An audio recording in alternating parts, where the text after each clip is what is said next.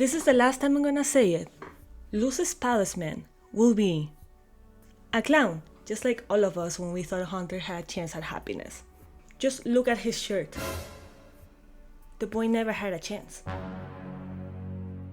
Okay, for those that don't know, this is Cass' house. I know I look like Camila's voice actor. I tend to get that a lot. We look so similar.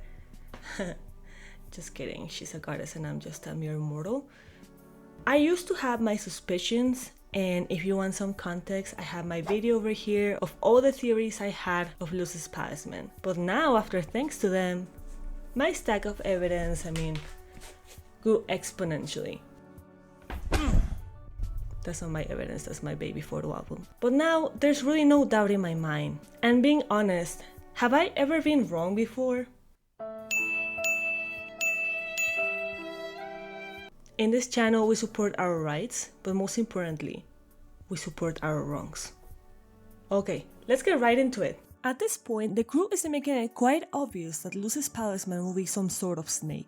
From the references in the very first episode to the actual show logo containing two staffs, one with an owl palisman and the other with a clear S shape on top of a staff. We also got some other hints when Luz gets the common cold and she sees snakes for arms, as well as the notorious grooves on the egg, making it appear as a snake coil in itself. In thanks to them, we first see Luz keeping appearances at school, taking class like any other regular 14-year-old, but we notice she's carrying the egg everywhere she goes. Now if you look closely, that little slit on the top could be its actual eye.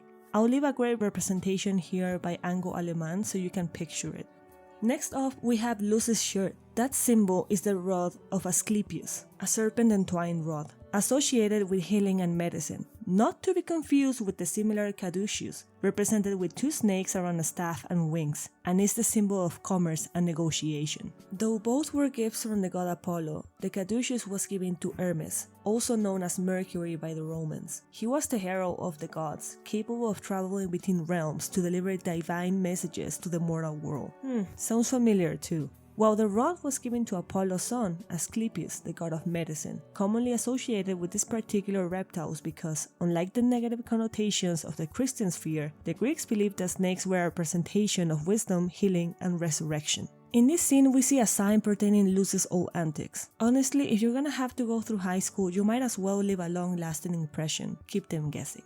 This has nothing to do, but look at all that Ida and King fan art, and oh my god, my Lumity heart, she kept the ground picture. Luz finds a layer of snake skin during the flashbacks, one item that apparently Camila kept framed as a childhood memento, which just speaks volumes as to how validating she was towards her daughter. During her research in the vet clinic, the very first illustration we see is of our little slippery friend, and it's also the only image where the egg is actually hatching. Coincidentally, it makes another appearance on the sketchbook. Last but not least, this one is a little hidden, but I believe it's also the most conspicuous because we see a snake sticker right next to Asura's magic staff on the laptop, and a little throwback to the snake griffin incident. I'm gonna wow my teacher's face off with this book report. Mom, you won't have to worry about me ever again.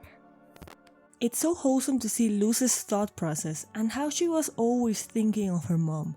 Okay, but why a snake?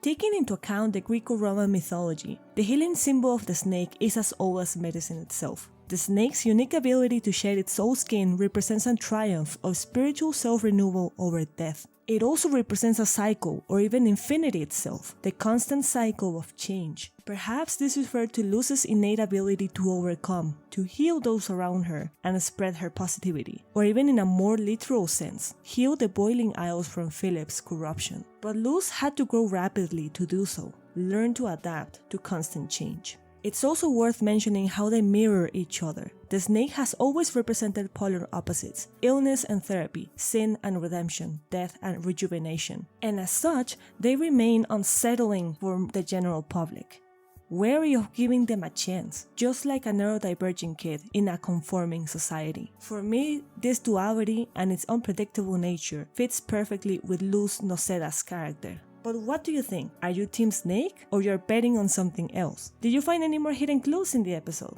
Hit that like button and share in the comments below. And as always, thanks for watching guys. Nos vemos la próxima.